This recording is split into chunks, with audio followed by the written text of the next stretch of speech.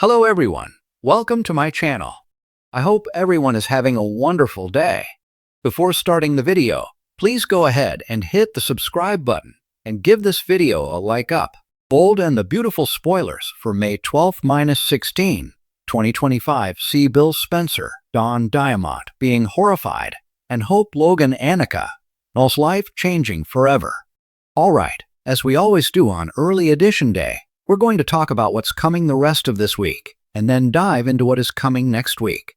So on Wednesday, May 7th, if you remember, Brooke Logan, Catherine Kelly Lang, and Carter Walton Lawrence St. Victor talked last week about the unfortunate state of their love lives.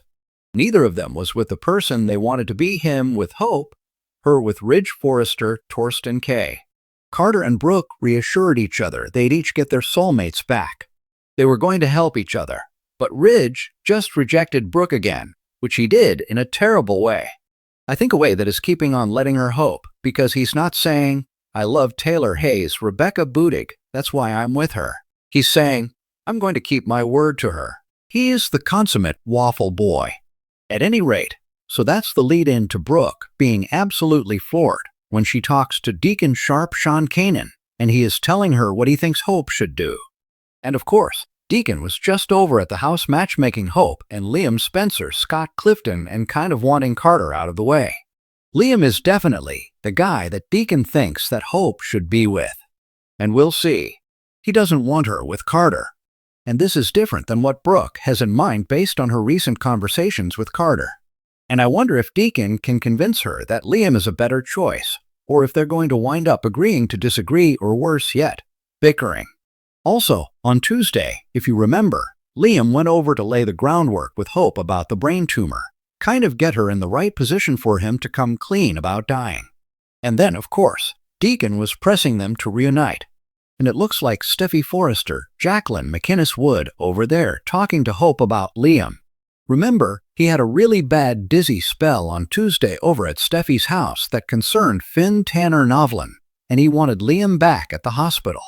So, we'll see if for some reason Hope watches Liam collapse, and that's why she ends up talking to Steffi instead of him, and she's going to tell her what is going on.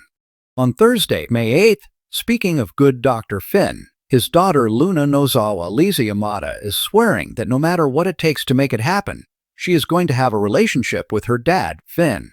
And of course, Steffi has put the kibosh on that and told Finn he can't be around her because, awkward stuff like Luna tried to kill Steffi. That's not the way to get off on the right foot with your stepmother. Plus, Luna gets some FaceTime with her dad Finn this week. It looks like she may actually go over to the Malibu beach house, and Luna may be getting manipulative with Finn, which seems, in character for her. Luna tells Finn she knows he would not turn his back on his own child. Well, yeah, but if your kid's a psycho murderer, and the question is whether Liam's death sentence will change Finn's perspective and have him push Steffi about letting Luna possibly in his life in a limited regard. Hope gets some more information from Steffi about Liam.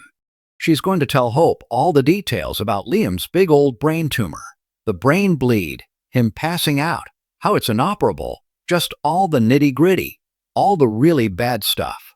And Steffi is going to make it clear that both of their daughters are about to lose their dad, Liam. So, expect tears. And this could actually bring that Hope and Steffi truce that Liam really wants. While it's hard to imagine anything else, but this could do it. We're going to wrap up this week on Friday, May 9th. We're going to have more on Steffi and Hope as they are figuring out how to navigate Liam's harsh new reality and how Hope and Steffi can best support him and do right by their daughters, Kelly Spencer, Sophia Perez McKinley, and Beth Spencer Jordan Ariza. We're also going to have Liam catching up with his dad, Bill. So, even if something happens and Liam has to go over to the hospital to get looked at, it looks like he is back out because he and Bill are at Il Giardino together. As of now, Liam told Steffi he wants to tell people when and how he wants about this death sentence. Liam is trying to retain his agency. But time is running out because with Hope knowing he's sick and Steffi knowing he's sick and Finn and Bridget Forrester, Ashley Jonas, well, obviously things aren't going to stay hidden as long as he wants. And especially if Liam has a spell while he's with his dad, Bill, then he may have no choice but to explain it. Going into the next week, May 12th through the 16th, look for Steffi and Hope to develop a game plan to make the most of the time that Liam has left so that their daughters Beth and Kelly can soak up as much of dad time as possible. They want to be optimistic, but they also want to be realistic. And at the same time, Finn's going to knuckle down and see if there's any hope, any way out of Liam's fatal diagnosis. Of course, everybody's still struggling to accept this. And Finn's not going to let Kelly's dad die if he can help it.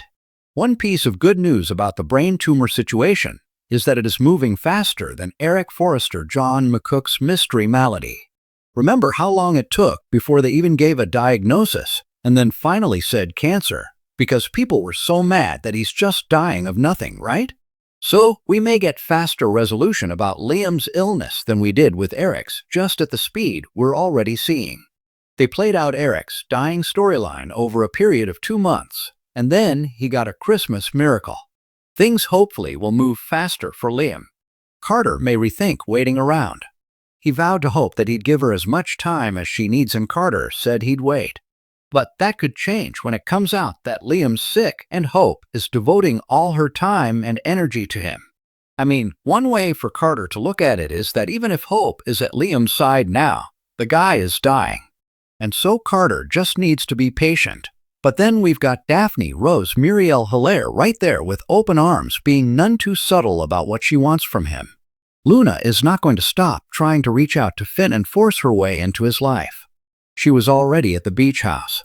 He didn't invite her. He's probably going to have to kick Luna out, but she's not going to give up. And you know, her crazy grandma Sheila Carter Kimberlin Brown is going to be right there cheering for it. Plus, Brooke is struggling to move on from Ridge. Now, again, as I said, I don't like his whole thing about he's sticking with Taylor because he doesn't want to break his word. To me, Ridge is being really creepy by not just saying, I love Taylor, want to be with her. Because if that's not the case, if this is just about him not breaking his word, then Ridge isn't doing anybody any favors. Plus, he's giving Brooke false hope. If it's real hope, he should walk away from Taylor. If it's false hope, he should just be very clear with Brooke. And she is going to continue to push Ridge, and it looks like he is going to push back harder. She's more despondent. And that sets the stage for Nick Marone's Jack Wagner return in just a few weeks. Thanks for watching this video. Please subscribe to our YouTube channel and stay with us.